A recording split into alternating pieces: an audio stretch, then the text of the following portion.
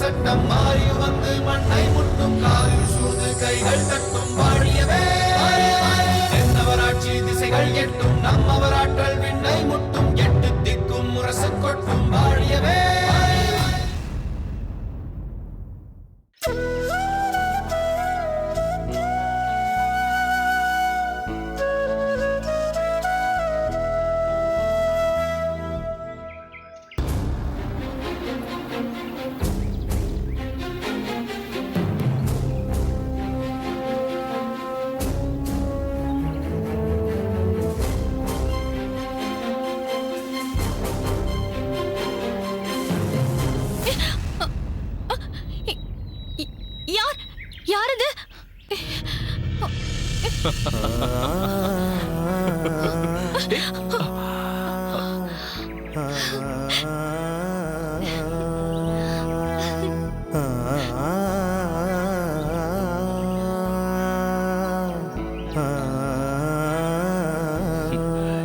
என்ன தாமரை, பயந்து விட்டாயா?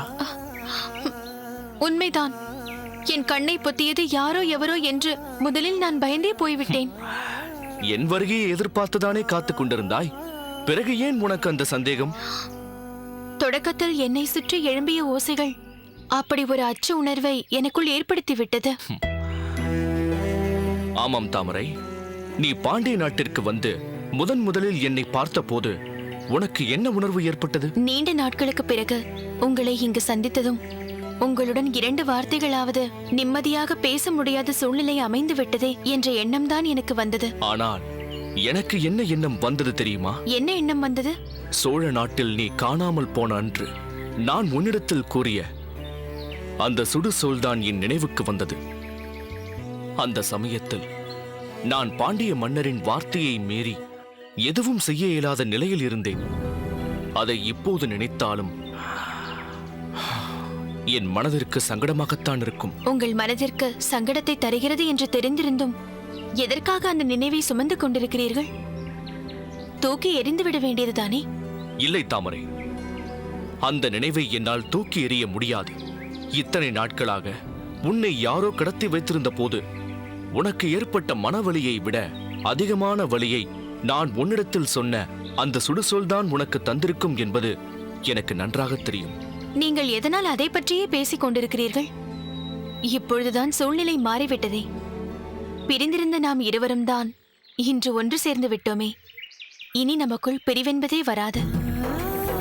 அது மட்டுமல்ல, போதும் போதும் என்ற அளவிற்கு பிரச்சனைகளை சந்தித்து விட்ட நமது வாழ்க்கையில் இனிமேல் எந்த பிரச்சனையும் குறுக்கிடாது.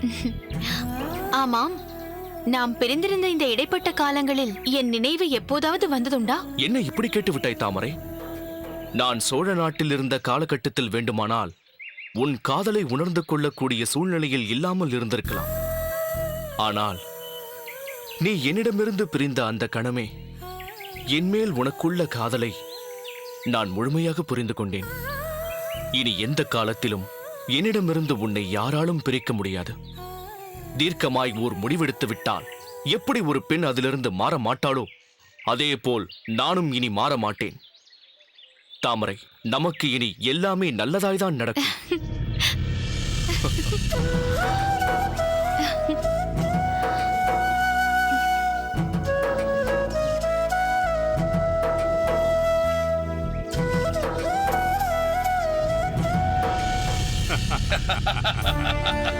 மன்னவா, தாங்கள் இவ்வளவு ஆனந்தமாக எங்களோடு உரையாடி வெகு காலமாகிறது. எதையும் எதிர்கொண்டு சாதிக்கும் ஆற்றல் படைத்த தாங்கள் இளம்பழுது சிறைப்பட்டார் என்பதை அறிந்தது முதல் எப்படி தவித்து போனீர்கள் என்பதை நாங்கள் நன்றாக உணர்ந்திருந்தோம். என்ன செய்வது காரியாரே? இளம்பழுதி தனி மனிதன் அல்ல, இருபெரும் பேரரசர்களின் எதிர்காலம். அத்தோடு பாண்டிய இளவரசரோடு என் மகளின் மங்கள வாழ்வும் பிணைக்கப்பட்டிருந்ததே. அதை நாங்களும் நினைத்து நினைத்து எங்களுக்குள் குமரிக் கொண்டிருந்தோம் மன்னவா. எங்கள் மனம் கலங்கக்கூடாது என்று நீங்கள் உங்கள் மனதில் உள்ள வேதனையை எங்களிடம் மறைக்க முயன்றது போல் உங்கள் மனம் கலங்கக்கூடாது என்று நாங்களும் எங்கள் மனதில் உள்ள வேதனையை மறைக்க முயன்றோம். எல்லா பிரச்சனைகளும் தீர்ந்து பாண்டிய இளவரசரும் சோழ இளவரசியும் நல்லபடியாக பாண்டிய நாட்டிற்கு புறப்பட்டு விட்டார்கள். இனி நாம் அதை பற்றி ஏன் விவாதிக்க வேண்டும்? தாங்கள் சொல்வதும் சரிதான். இளம்பழுதி சேர நாட்டிலிருந்து தப்பித்து வந்ததில் பலருடைய பங்கு இருக்கிறது என்றாலும் எல்லாவற்றுக்கும் பின்னால் இதற்குரிய திட்டத்தை போட்டு தந்த கபிலருடைய கரம் இருக்கிறது. ஆம், அவர் எங்கே? இன்னும் அவர் வரவில்லையே. வந்து விட்டேன் மன்னவா.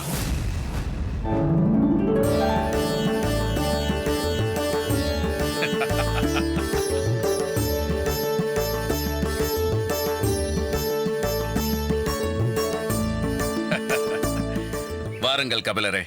ஆமாம், இது என்ன கோலம்? பயணம் செய்வதற்குரிய கோலம். யார்?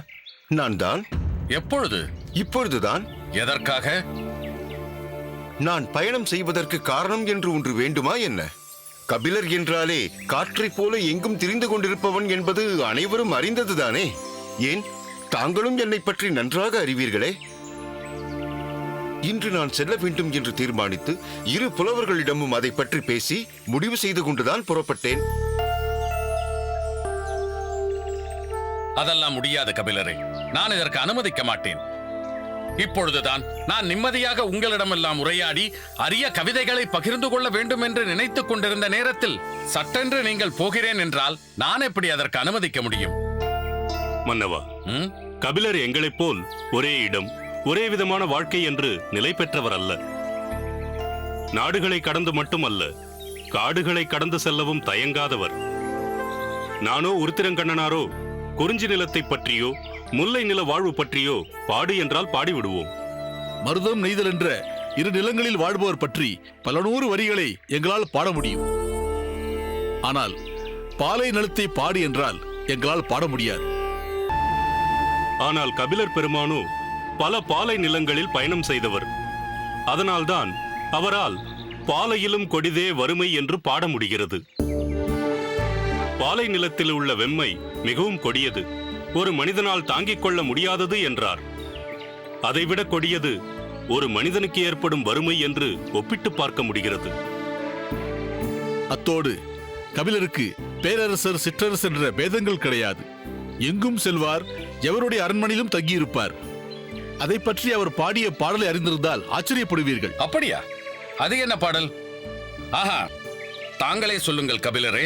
கடல் கண்டன்ன ஒன்படை தானையோடு மலைமாறு மலைக்கும் கலற்றினர் என மண்கேடுதானே நன்பூம் வேந்தர் வெண்குடை செல்வம் வியத்தலும் இளமே சீரூர் மன்னர் ஆயினும் எம்பயன் பாடறிந்து ஒழுகும் பண்பினாரே உள்ளதும் பெருமையாம் உவந்து நனி பெரிதே. ஆஹா, அருமை அருமை. கடல் போன்ற பெரும் யானைப்படை கொண்ட பேரரசர் என்றாலும் எம்மை மதியாதவர் எனின் அங்கு செல்ல மாட்டோம். அவர் மிகப்பெரிய சேனையும் செல்வத்தையும் படைத்தவர் என்பதற்காக வியக்க மாட்டோம். சிறு ஊரையாளும் குறுநில மன்னராக இருந்தாலும் எமது புலமையை மதித்து எம்மை ஏற்றுக்கொள்பவர் எவரோ அவரிடம் மட்டுமே மிகுந்த உவப்போடு சென்று சேர்வோம் என்கிறீர்கள், அப்படித்தானே? ஆஹா, பாடலை சொன்ன மறுகணமே அதன் பொருளை சொல்லும் புலமை மிக்க மன்னர் உங்களை தவிர வேறு யாரும் இல்லை மன்னவா.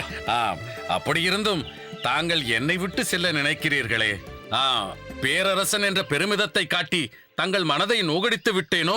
அதனால்தான் பாடறிந்து ஒழுகும் பண்புடைய சிற்றரசர் எவரையோ காண செல்கிறீர்களோ? இல்லை மன்னவா, புலமை பறவைகள் வந்து தங்கும் விருட்சமாக விளங்கும் மாமன்னரான தங்களை பற்றி நான் அப்படி நினைப்பேனா?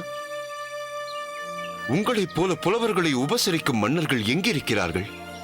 புலவர்களை வரவேற்கும் போதும் வழி அனுப்பும் போதும் 7 அடி நடந்து வந்து அதை செய்வீர்கள் என்பதை உருத்திரங்கண்ணனார் தமது பட்டினப்பாலையில் பதிவு செய்திருக்கிறாரே. தங்களையே தான் படரும் குழுக்கும்பாக கருதி படர்ந்துவிட்ட கொடியல்லவா அவர். அதனால்தான் தங்களை விட்டு பிரிந்து செல்ல இயலாமல் இங்கேயே நிலை பெற்று விட்டார். காரிக்கண்ணனாரோ தங்கள் அவைப்புலவராக மட்டுமல்ல, தங்களது நண்பராகவே வாழ்ந்து கொண்டிருக்கிறார். இருபெரும் புலவர்கள் தங்கள் அருகிலேயே இருக்கிறார்கள். ஆனால் நான் எப்போதுமே எங்குமே நிலையாக இருந்ததில்லை. அங்கங்கு சென்று அரசன் முதல் ஆண்டி வரை, படித்தவர் முதல் பாமரன் வரை அனைவரை பற்றியும் அறிந்து அதை பாடலாக பதிவு செய்து கொண்டிருப்பவன். இங்கு தங்களோடு இருந்து பார்க்கும்போது ஒவ்வொரு நாளும் எனக்கு புது புது செய்திகள் கிடைத்து வியப்பை ஏற்படுத்திக் கொண்டிருக்கிறது. நான் இங்கேயே இருந்தால் மேலும் மேலும் அந்த நிலைதான் தொடருமே தவிர அவற்றை பாடலாக்க முடியாது. அதனால் நான் சென்று அமைதியாக அமர்ந்து அதையெல்லாம் மீண்டும் நினைவில் கொண்டு பாடல்களாக வடிவமைத்து தர வேண்டும். அதற்காகவே நான் இப்போது புறப்படுகிறேன். விரைவில் மீண்டும் திரும்பி வருவேன். நல்லது கபிலர் பெருமானே. என்னை பற்றி பாடுவதற்கு கூட என்னை பிரிந்து செல்ல வேண்டிய அவசியம் என்று நினைக்கும் தங்களை இனியும் நான் கட்டுப்படுத்தி அரண்மனையிலேயே அடைத்து வைக்க விரும்பவில்லை. இன்று என் மகளும் மருமகளும் ஒன்று சேர்ந்து மீண்டும் தங்கள் புதிய வாழ்க்கையை தொடங்கி இருக்கிறார்கள் என்றால் அதற்கு தாங்கள்தான் காரணம். அந்த நன்றியை என்றும் மறக்க மாட்டேன். தாங்கள் திரும்பி வரும் நாளுக்காக காத்திருப்பேன். சென்று வாருங்கள். வருகிறேன் மன்னவா. மன்னவா, நாங்களும் உடன் சென்று கபிலரை வழி அனுப்பிவிட்டு வருகிறோம். நிச்சயமாக. அதுதானே முறை.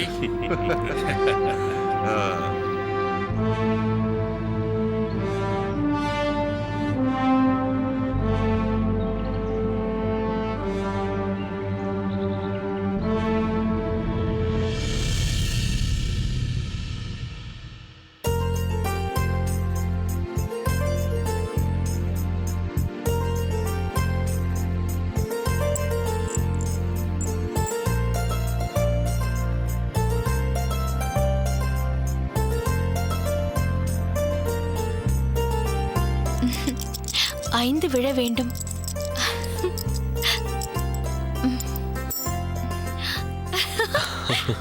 நான் நினைத்தபடியே 5 விழுந்து விட்டது.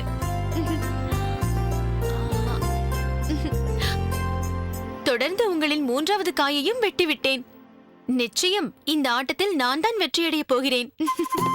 எப்பொழுதுமே தோல்வியாளர்களின் தொடக்கம் வெற்றியைத்தான் தரும். இறுதியில் யார் வெற்றி அடைகிறார்கள் என்று பார்ப்போம். ஆட்டத்தின் தொடக்கமே வெற்றி என்றால் அவர்கள் இறுதி வரை வெற்றி பெற்றுக் கொண்டுதான் இருப்பார்கள். உங்களுக்கு சந்தேகமே வேண்டாம். நிச்சயம் நான் தான் வெற்றி பெறுவேன்.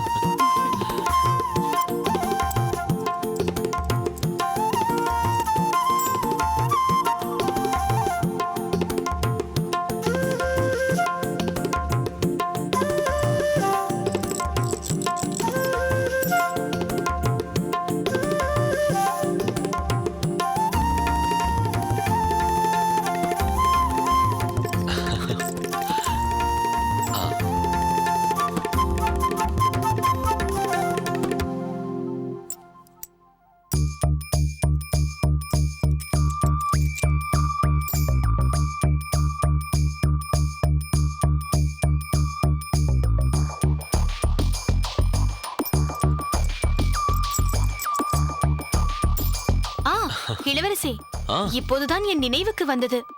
மகாராணியார் என்னிடத்தில் ஒரு வேலையை பணித்தார். அதை மறந்து நான் உங்களுடன் விளையாட வந்துவிட்டேன். ஆட்டத்தை இத்துடன் நிறுத்திக் கொள்ளலாமா? ஏன், உனக்கு தோல்வி பயம் வந்துவிட்டதா? வெற்றியோ தோல்வியோ இறுதி வரை இருந்து விளையாடி விட்டுத்தான் நீ செல்ல வேண்டும். அம்மாவிடம் நான் சொல்லிக் கொள்கிறேன். ஆடு.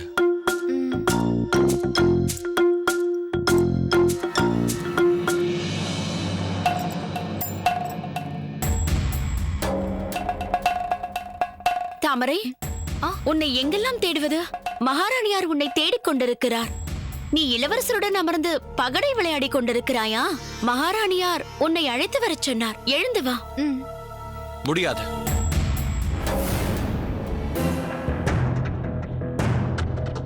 இப்படி பாதியில் எழுந்தால் விட்டுவிடுவேனா? உட்கார். ஆட்டத்தை முடித்து விட்டு போ. என்னை வற்புறுத்தாதீர்கள். நான் போக வேண்டும். என்னை விடுங்கள். முடியாது. நீ உட்கார். மகாராணியார் அழைக்கிறாராம். நான் போக வேண்டும். விடுங்கள். முடியாது. ஆட்டத்தை முடித்துவிட்டு போ. என்ன கருங்குழலி? தாமரையை மகாராணியார் அழைத்து வரச் சொன்னார். அதுதான். விடுங்கள். நான் போக வேண்டும். பார் மலர்கொடி, ஆட்டத்தில் தோற்கும் நிலைமை வந்ததும் மகாராணியார் அழைப்பதை வாய்ப்பாக பயன்படுத்தி தாமரை பாதியில் எழுந்து செல்ல பார்க்கிறாள். முதலில் அவள் கையை விடுங்கள். மகாராணியார் அழைக்கிறார் என்றால் அந்த வேலை முக்கியமான வேலையாக இருக்கும். தாமரை, நீ போ. சரி.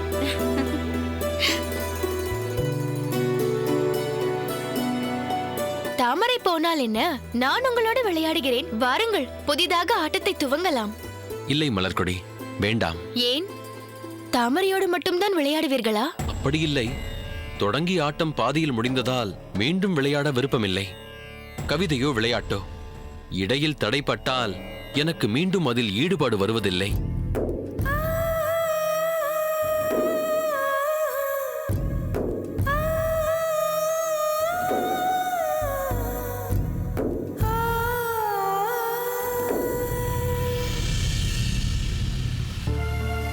மண்டவா, நான் நடந்த உண்மைகளை உங்களிடம் சொல்லி தண்டனையை ஏற்றுக்கொள்ள வேண்டும் என்பதற்காகவே இங்கு வந்தேன். ஆனால் தாங்களோ என்னை மன்னித்து தங்கள் தங்கையாகவே என்னை ஏற்றுக்கொண்டு விட்டீர்கள். உலகில் தவறு செய்யாதவர்கள் என்று யாரும் இல்லை. பிறவி எடுத்த ஒவ்வொருவரும் ஏதோ ஒரு சூழ்நிலையில் எப்பொழுதாவது ஒரு முறை தவறு செய்யத்தான் செய்கிறார்கள். ஆனால் எத்தனை பேர் அதிலிருந்து மீண்டு வருகிறார்கள்? சரியாக சொன்னீர்கள் பிரபு. மங்கம்மா தேவியார் மீண்டு வந்தது மட்டுமல்ல, தன்னால் நேர்ந்துவிட்ட தவறை சுட்டிக்காட்டி அதை சீர்படுத்த வேண்டும் என்ற நோக்கத்தோடு இங்கு வந்திருக்கிறாரே, இதற்காக நாம் இவரை பாராட்டியே தீர வேண்டும். உண்மைதான் மகாராணியாரே. இந்த நேரத்தில் இவர் வந்து நடந்த உண்மையை சொல்லாமல் இருந்திருந்தால் மன்னர் நமது நாட்டிலிருந்து ஒரு குற்றவாளியை, நம்மையே கொல்ல முயன்ற ஒரு கொடியவனை தப்ப வைத்து விட்டோமோ என்று குமுறிக் கொண்டிருந்திருப்பார்.